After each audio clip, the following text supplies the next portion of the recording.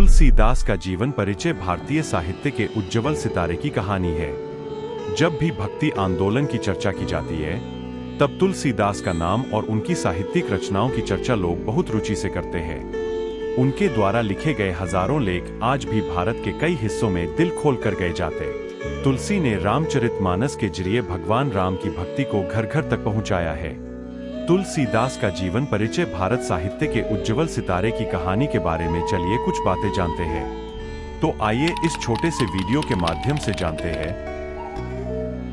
तुलसीदास जी के बारे में सब कुछ। वीडियो में बने रहिए और चैनल को सब्सक्राइब करना ना भूलें। तुलसीदास का जन्म और परिवार। तुलसीदास जी के जन्म स्थान और उनकी जन्म तारीख को लेकर कई सारे मत देखे जा सकते हैं। जैसे राम मुक्तावली के मुताबिक उनका जन्म 1560 माना गया है, तो वही मूल गोसाई चरित में उनका जन्म 1554 लिखा है। इन सभी बातों के बावजूद हम यह मान सकते हैं कि तुलसीदास का जन्म सन 1511 से 1560 के आसपास ही हुआ था। अगर जन्म स्थान की बात करें तो उसे लेकर भी बहुत सारी बातें सामने आती है। लोग कहते हैं कि उनका जन्म काशी में हुआ था। यहाँ तक कि राजपुर और हाजीपुर को भी तुलसीदास का जन्म स्थान माना जाता है। इतनी दिक्कतों के बावजूद भी कुछ बातों को एकदम सही मानते हैं। किंवदंती है कि तुलसीदास का जन्म 12 महीने गर्भ में रहने के पश्चात हुआ था। जन्म के समय उनके मुंह में सभी 32 दांत थे। उनका स्वास्थ्य और रूप 5 वर्ष के लड़के जैसा था। तुलसीदास जी जन्मते ही रोए ही नहीं, उन्होंने राम शब्द का उच्चारण किया। इसलिए उनका बचपन का नाम तुलसी नहीं बल्कि रामबोला था। रामबोला और उसका परिवार जाति से ब्राह्मण थे। उनकी माता का नाम हुलसी था और पिता का आत्माराम दुबे, जैसा कि तुलसीदास स्वयं विनय पत्रिका में बताते हैं। मूल गोसाई चरित के अनुसार उनका जन्म अभुक्त मूल नक्षत्र के तहत हुआ था, जो हिंदू ज्योतिष के अनुसार पिता के जीवन के लिए तत्काल खतरा पैदा करता है। उनके जन्म के समय अशुभ घटनाओं के कारण उन्हें चौथी रात को उनके माता पिता ने त्याग दिया। अपनी रचनाओं कवितावली और विनय पत्रिका में तुलसीदास ने अपने माता पिता द्वारा अशुभ ज्योतिषीय विन्यास के कारण जन्म के बाद उन्हें त्यागने की पुष्टि की है। तुलसीदास के दोहे को पढ़ते हुए ये तो साफ हो जाता है कि उन्हें बचपन में माँ बाप का प्यार नहीं मिला था।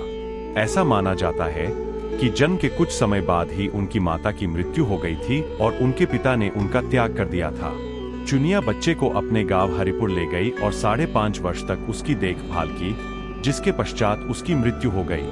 रामबोला को एक दरिद्र अनाथ के रूप में स्वयं की देखभाल करने के लिए छोड़ दिया गया था और वह भिक्षा मांगते हुए दर-दर भटकता रहा। ऐसा माना जाता है कि देवी पार्वती ने एक ब्राह्मण महिला का रूप धारण किया और रामबोला को हर दिन भोजन कराया, या वैकल्पिक रूप से अनंताचार्य के शिष्य रामबोला को तुलसीदास के नए नाम के साथ विरक्त दीक्षा, वैरागी दीक्षा दी गई। तुलसीदास ने विनय पत्रिका के एक अंश में अपने गुरु के साथ पहली मुलाकात के दौरान हुए संवाद का वर्णन किया है। जब वे 7 साल के थे तो उनका यज्ञोपवीत अर्थात पवित्र धागा समारोह माघ, जनवरी, फरवरी के महीने के शुक्ल पक्ष के 5वें दिन अयोध्या में नरहरिदास द्वारा किया गया था, जो राम से संबंधित एक तीर्थ स्थल है। तुलसीदास ने अयोध्या में अपनी शिक्षा शुरू की। कुछ समय बाद नरहरिदास उन्हें एक विशेष वराह क्षेत्र सोरों, वराह को समर्पित मंदिर वाला एक पवित्र स्थान, विष्णु का वराह अवतार, ले गए, जहां उन्होंने पहली बार तुलसीदास को रामायण सुनाई। तुलसीदास ने रामचरितमानस में इसका उल्लेख किया है। अधिकांश लेखक तुलसीदास द्वारा संदर्भित वराह क्षेत्र को सूकर क्षेत्र के साथ आधुनिक कासगंज में सोरो वराह क्षेत्र के रूप में पहचानते हैं। तुलसीदास ने रामचरितमानस में आगे उल्लेख किया है कि उनके गुरु ने उन्हें बार बार रामायण सुनाई, जिससे उन्हें कुछ हद तक समझ में आया। तुलसीदास बाद में पवित्र शहर वाराणसी आए और गुरु शेष सनातन से 15 से 16 वर्षों की अवधि में संस्कृत व्याकरण, 4 वेद, 6 वेदांग, ज्योतिष और हिंदू दर्शन के 6 विद्यालयों का अध्ययन किया, जो वाराणसी के पंचगंगा घाट पर स्थित थे। शेष सनातन नरहरिदास के मित्र और साहित्य और दर्शन के प्रसिद्ध विद्वान थे। तुलसीदास का वैवाहिक जीवन। शिक्षा के बाद का जीवन तुलसीदास के लिए बहुत कष्ट भरा रहा। उन्होंने बहुत कम उम्र में ही गृहस्थी और संसार की मोह माया त्याग दी थी। ऐसा माना जाता है कि तुलसीदास को अपनी पत्नी से बहुत ज्यादा प्रेम था। एक बार जब उनकी पत्नी उनसे बिना बोले अपने मायके चली गई, तब तुलसीदास इतना ज्यादा बेचैन हो गए कि उन्होंने अंधेरी रात को ही उनसे मिलने का फैसला किया और घर से निकल पड़े। ऐसा माना जाता है कि बाढ़ से भरी रात में भी उन्होंने लाश के ऊपर चढ़कर अपनी यात्रा पूरी की, और जब उनकी पत्नी ने देखा कि वे उनसे मिलने के लिए इतनी ज्यादा बेचैन हो गए हैं, तो उन्होंने तुलसी जी को बहुत भला बुरा सुनाया। अपनी पत्नी के मुंह से ऐसी बातें सुनकर तुलसी जी का दिल ऐसा टूटा कि उन्होंने अपनी गृहस्थी छोड़ दी। गृहस्थी छोड़ने के तुरंत बाद उन्होंने अपनी बाकी की जिंदगी काशी, अयोध्या, चित्रकूट, सीतामढ़ी, मिथिला, ब्रिज आदि जगहों की यात्रा की। इतनी जगह घूमने के बाद आखिरकार उन्होंने काशी में अपना स्थान ग्रहण किया और वहीं से उन्होंने गोसाई की उपाधि भी पाई। इसके बाद से ही पूरा संसार उन्हें गोसाई तुलसीदास के नाम से जाने लगा। तुलसीदास जी की पत्नी का नाम रत्नावली था, जो एक विदुषी और धार्मिक विचारों वाली महिला थीं।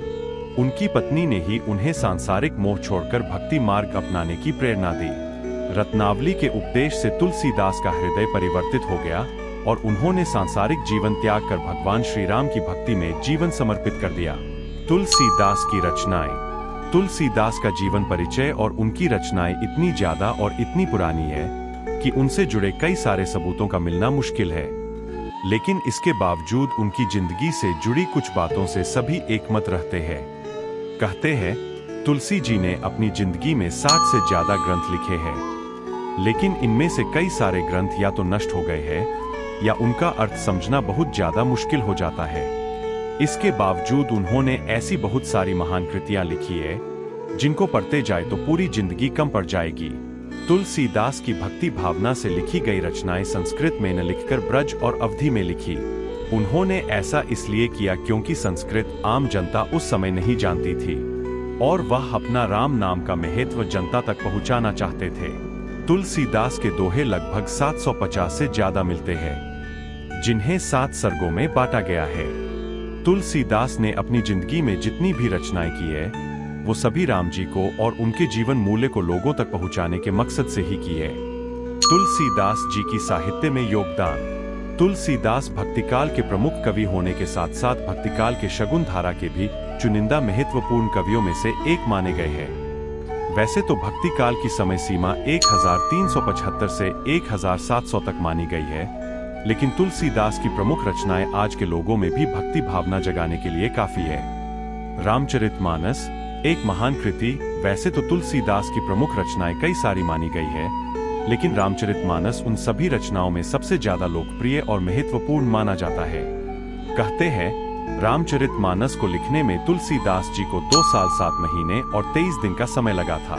इसमें तुलसीदास के दोहे के अलावा चौपाई, सोरठा और छंद भी देखने को मिलते हैं। रामचरितमानस में कुल 1073 दोहे मौजूद हैं, जिनमें तुलसीदास ने पुरुषोत्तम श्री राम के जीवन, उनकी मर्यादा, सामाजिक मूल्य, गुरु के प्रति श्रद्धा, भक्ति भावना और ऐसे ही कई सामाजिक प्रसंग पर बात की है। तुलसीदास का जीवन परिचय में रामचरितमानस को महाकाव्य की गिनती में रखा जाता है और इसका महत्व इतना ज्यादा है कि उत्तर भारत में कई लोग इसे रामायण के दर्जे का मानते हैं। सिर्फ इतना ही नहीं, शरद नवरात्रि के दिन रामचरितमानस के सुंदरकांड का पाठ 9 दिन तक लगातार किया जाता है। रामचरितमानस के अलावा अगर तुलसीदास की प्रमुख रचना की बात करें तो ध्यान में रखने वाली है हनुमान चालीसा, पार्वती मंगल, परवै रामायण, रामल्लान हचू। इनमें से कुछ रचनाओं को छात्रों के सिलेबस में भी शामिल किया जाता है, जैसे कवितावली, गीतावली, विनय पत्रिका आदि। तुलसीदास की जितनी भी रचनाएं आज के समय में मिलती है, उनकी मदद से ही तुलसीदास का जीवन परिचय और उनकी रचनाएं हम और गहरी तरीके से समझ पा रहे हैं। यह कहना गलत नहीं होगा कि तुलसीदास की भक्ति भावना सबसे ज्यादा श्री राम के प्रति थी, इसीलिए उन्हें शगुन भक्ति के राममार्गी कवियों में से एक माना जाता है। धर्म और आध्यात्मिक जीवन। तुलसीदास जिस समय अपनी रचनाएं लिख रहे थे, वह पूरा का पूरा समय काल ही भक्ति से जुड़े सिद्धांतों और लेखकों से भरा हुआ था। जहां एक तरफ दूसरे लेखक जैसे कबीरदास या मीराबाई संसार की मोह माया त्यागने की बात करते हैं, वही तुलसीदास ऐसे ब्राह्मण और लोगों को बुरा भला करते हैं जो अपने सामाजिक और मानवीय दायित्वों को छोड़कर भगवान की भक्ति करना चाहते हो। तुलसीदास का मानना है कि श्री राम के चरणों तक भी पहुंचने के लिए इंसान को पहले सच्चे प्रेम को पहचाना सीखना होगा, क्योंकि जब तक आपको इंसान से प्यार नहीं होगा, तब तक आप भगवान से कैसे प्यार कर कैसे करेंगे। आध्यात्मिक संदेश और उनका प्रभाव। तुलसी जी का यह मानना था कि अगर किसी इंसान को अपने अंदर आध्यात्मिक चेतना जगानी है तो उसे अपने इंद्रियों पर काम करना सीखना होगा और लोक कल्याण के लिए काम करना होगा। तुलसी का यह भी मानना है कि अगर आपको अपने जीवन में मरते दम तक प्रभु के दर्शन नहीं होते हैं तो इसका मतलब अपने जीवन में वह सिद्धि प्राप्त नहीं की है जो आपको भगवान के करीब लेकर जा सकती हो। तुलसी का यह मानना था कि अगर कोई इंसान सच्चे दिल से और सच्ची भक्ति से अपने भगवान को पुकारे तो भगवान उससे मिलने जरूर आएंगे। तुलसीदास के जीवन की चुनौतियां। अपने काम से काम रखने वाले, दुनिया में शांति का प्रचार करने वाले और दूसरों से सहानुभूति रखने वाले तुलसीदास के जीवन में भी कम दिक्कतें नहीं थी। समाज की नियम है, पाखंडी साधु संत उनके सिद्धांतों को पसंद नहीं करते थे और कई बार उन्हें जान से मारने की भी कोशिश की गई थी। तुलसीदास के प्रसिद्ध इतनी ज्यादा थी कि एक बार खुद दिल्ली के बादशाह ने उन्हें अपने दरबार में बुलाया था उनके चमत्कार देखने के लिए। लेकिन जब तुलसीदास ने उनसे कहा कि उन्हें कोई चमत्कार नहीं आता है, तब उन्हें जेल में डाल दिया गया था। हालांकि इस कहानी का कोई सबूत इतिहास में नहीं मिलता है, लेकिन इस तरह की कहानी लोगों की मुझे अक्सर सुनने को मिल जाए। तुलसीदास की मृत्यु और विरासत। अपनी जिंदगी के आखिरी दिनों में तुलसीदास को कई तरह की बीमारियों से जूझना पड़ा। उन्हें सबसे ज्यादा कष्ट जर्जीरता, बाहुपीड़ा और बालतोड़ जैसी बीमारियों ने पहुंचाया। कहते हैं कि वह बालतोड़ की समस्या से इतनी ज्यादा परेशान हो गए थे कि उन्होंने हनुमान से सहायता मांगने के लिए हनुमान बहु की रचना की। इन रोगों को झेलते झेलते तुलसीदास की जीवन की इच्छा खत्म हो गई थी। अंत में 1623 में उन्होंने अपना शरीर त्याग दिया और मरने से पहले भी उन्होंने अपनी लिखी एक रचना पढ़ी थी जो इस प्रकार है। रामचंद्र जस वर्णी के भयो चाहत अब मौन, तुलसी के मुख दीजिए अभी तुलसी सोन। साहित्य में उनकी विरासत और प्रभाव। माना जाता है कि तुलसीदास की मृत्यु बनारस के 80 घाट के आसपास हुई थी, लेकिन उनकी मौत के बाद भी उनका नाम साहित्य के पन्नों पर अमर हो गया। उनकी याद में आज भी हर साल देश के हर एक स्कूल और कॉलेज में तुलसी जयंती बहुत धूमधाम से मनाई जाती है। उनकी रचनाएं सिर्फ मानव धर्म और समाज के मूल्यों को समझने के लिए ही नहीं बल्कि हिंदी भाषा के विकास और हिंदी साहित्य की लेखन परंपरा को समझने के लिए भी एक बहुत अच्छा माध्यम है। यही कारण है कि तुलसी जी को स्कूल के बच्चों से लेकर के कॉलेज के बच्चों तक को पढ़ाया जाता है। निष्कर्ष। इस पूरे लेख के माध्यम से हमने तुलसीदास का जीवन परिचय और जरूरी अंगों तथा उनकी प्रमुख रचनाओं के बारे में जाना। हमने ये जाना कि कैसे उनकी रचनाएं उन्हें बाकी भक्त कवियों से अलग बनाती है। साथ ही उनका दृष्टिकोण किसी भी इंसान को और एक समाज को सही मार्ग पर लाने के लिए कितना जरूरी है, हमने यह भी जाना। अगर सही मायने में किसी को राम राज्य अर्थात एक अच्छे राज्य की कामना करनी है तो उसके लिए उन्हें तुलसी के आदर्शों को अपनाना होगा।